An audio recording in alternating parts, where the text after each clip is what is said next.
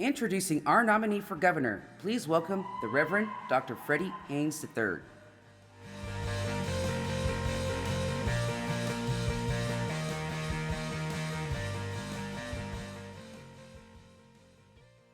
Beto O'Rourke is the real deal.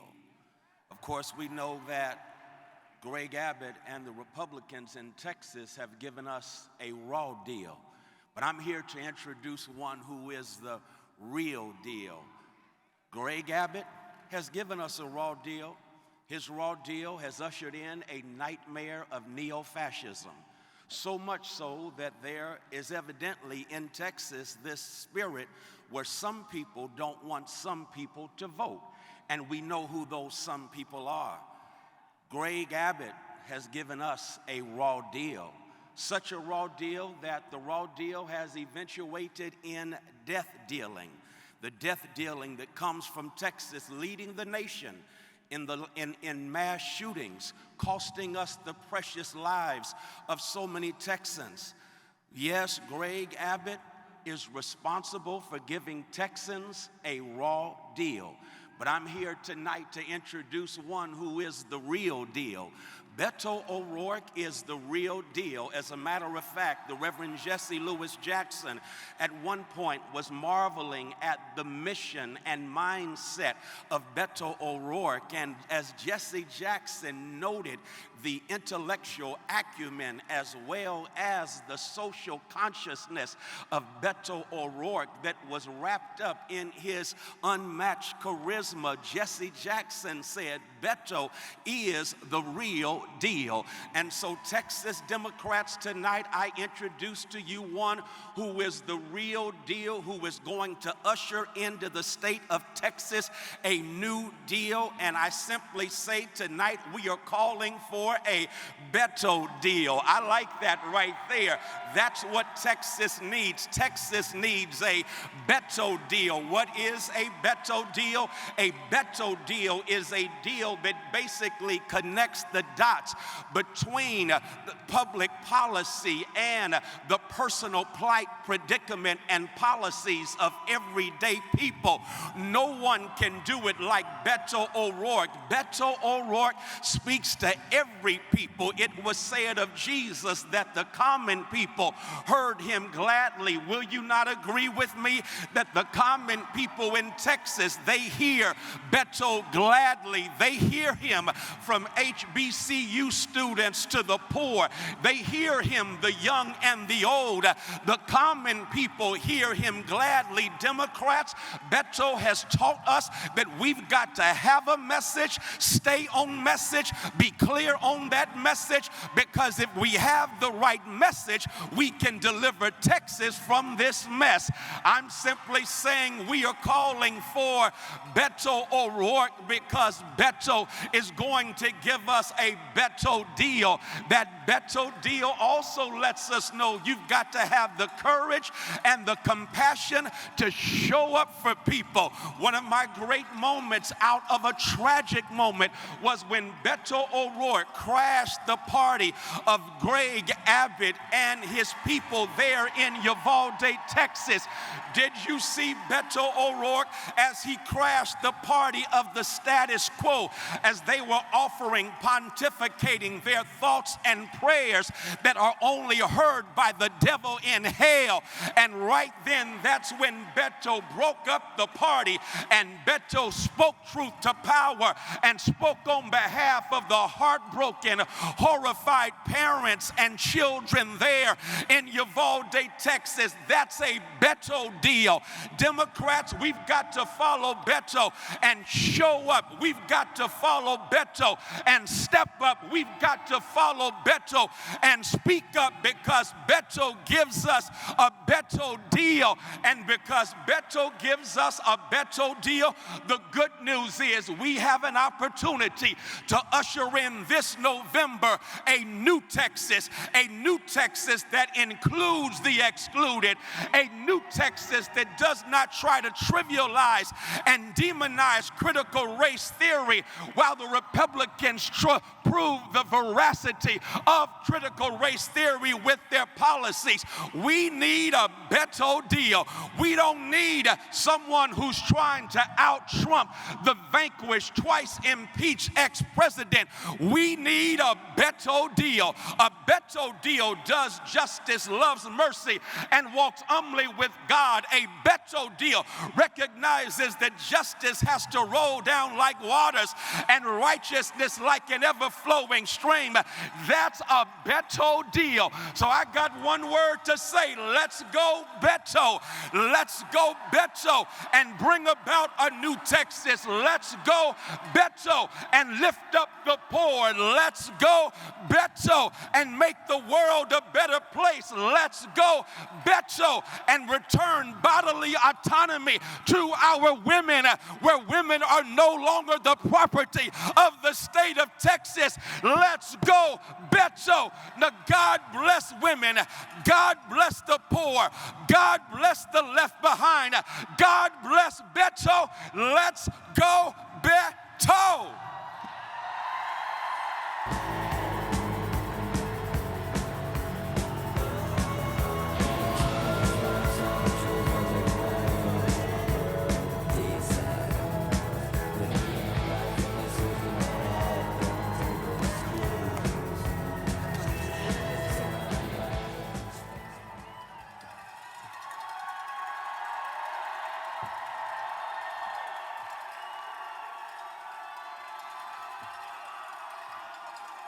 Texas Democrats,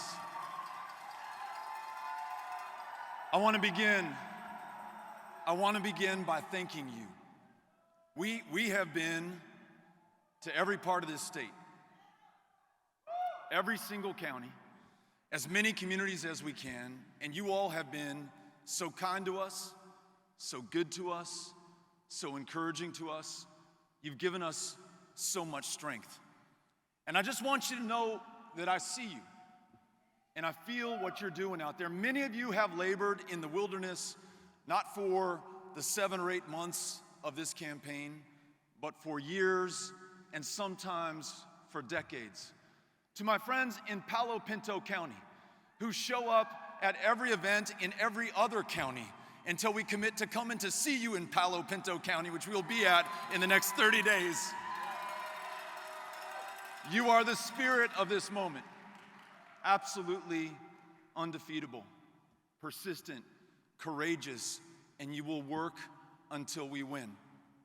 It is the honor of my lifetime to lead this extraordinary ticket of Democrats, our statewide nominees, who you are about to hear from, these amazing members of Congress and the state legislature, the judges, the justices of the peace. But it will be an even greater honor with your hard work, with your effort, with your persistence, and yes, with your courage in the face of these attacks, to lead this state as the next governor of the great state of Texas.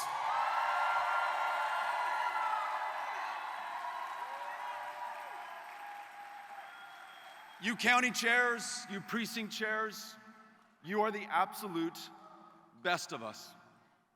You are trying to bring this state together right now to focus on the big things that truly unite us.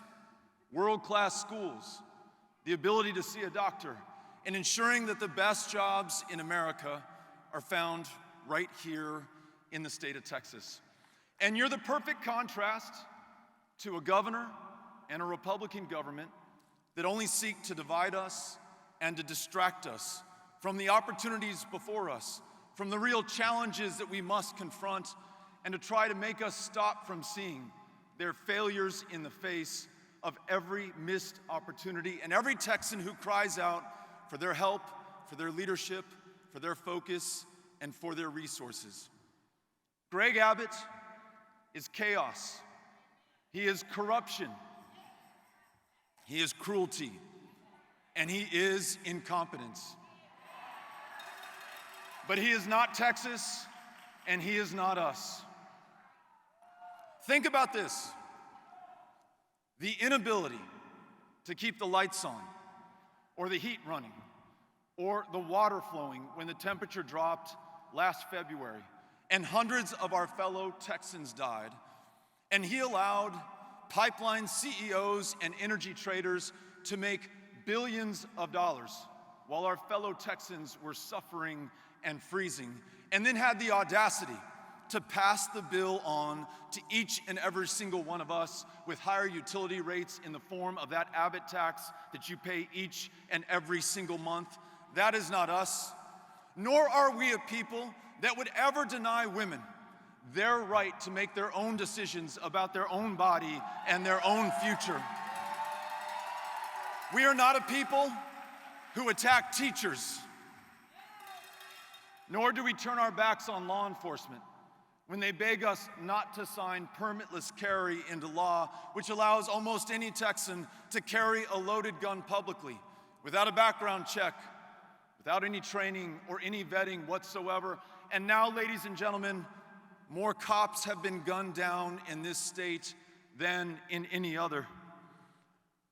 We are not a people that allows those in the custody and care of CPS to sleep in the hallways or on top of the tables or underneath the desks. We don't allow them to be trafficked or raped or to die in our care. More than 100 have lost their lives since the year 2020.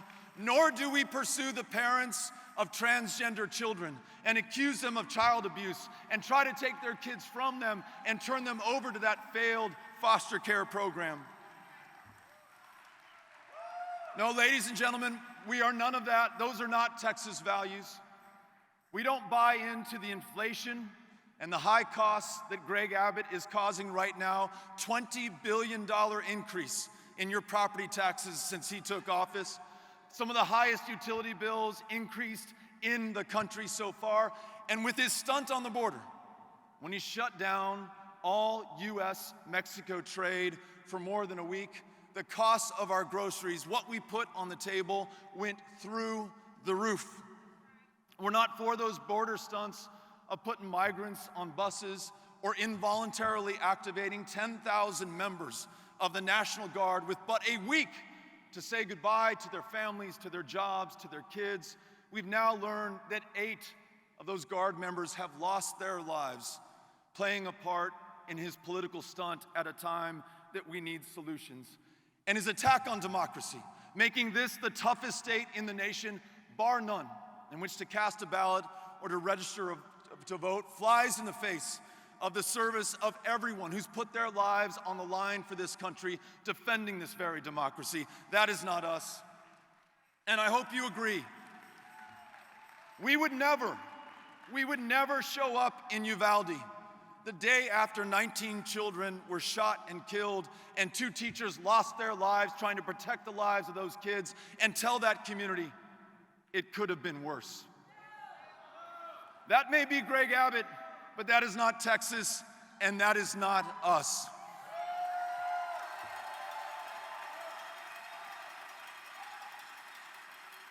Imagine a governor who, instead of attacking teachers, supports them, pays them enough so they don't have to work a second or a third job just to make ends meet, helps those retired teachers with a cost of living adjustment each and every single year, and listens to them when they say that we've got to cancel the STAR test and replace it with something that actually works. Imagine a governor who will fix the grid by winterizing and weatherizing it, by connecting ERCOT to the national grid, by investing in energy efficiency and lowering your utility bills. Imagine a governor who will work with organized labor in the state of Texas and on this great jobs plan that the pipe fitters and the plumbers and the electricians and the steel workers have come up with to make sure that we lead the next energy revolution, creating the best high quality, high value, high wage jobs right here in the state of Texas and making sure that they are union jobs right here in the state of Texas. A governor who will stand with small business owners to make sure that this is the best place to find innovation and ingenuity and talent, and that we don't run these great people off with the culture wars currently being waged by our current governor. A governor who will stand up for women, making sure not only that they have the right to choose, but they are paid every cent that every man is paid for the same work at the same value and the same hours. A governor who fights for veterans who fought for us and fights to end veterans' homelessness and to reduce veteran suicide right here in the state of Texas. A governor who believes in marriage equality and will fight to keep it the law of the land in this state. A governor who's going to work with Senator Johnson and Representative Johnson to expand Medicaid, bring $10 billion more into our communities each year, connect more people with more doctors, stand up some of those hospitals in rural Texas that have been shut down, and in the bargain, lower your property taxes by reducing the burden of indigent care. Imagine a governor who will no longer put people behind bars for a substance that is legal in most of the rest of the country, because we will legalize marijuana in the state of Texas. Imagine a governor who will fight inflation, bring down your property taxes, reduce your utility bills, and make sure that it is affordable to live in the state of Texas. And a governor who's not interested in stunts on the border, but understands that we are a state of immigrants and we should lead the way on immigration solutions that allow people to join their family, to work jobs, to be able to better themselves and better all of us by their very presence in this state.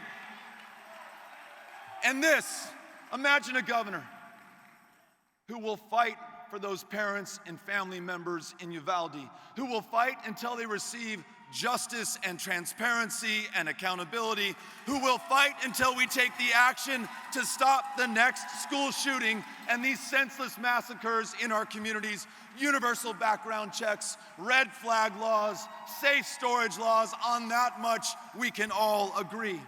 But we can do better than just imagining, because all this is within our power to accomplish. And I want you to remember this.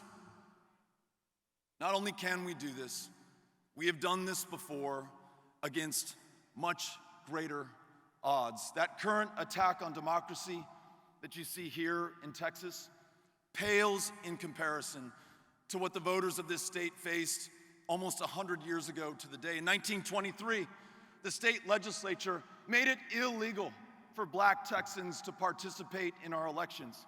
And Lawrence Nixon, a black physician from El Paso, Texas, nonetheless took his poll tax receipt to Fire Station number 5 on Texas Avenue in El Paso, presented it to the poll judge, who said, "Dr. Nixon, you know I can't let you vote."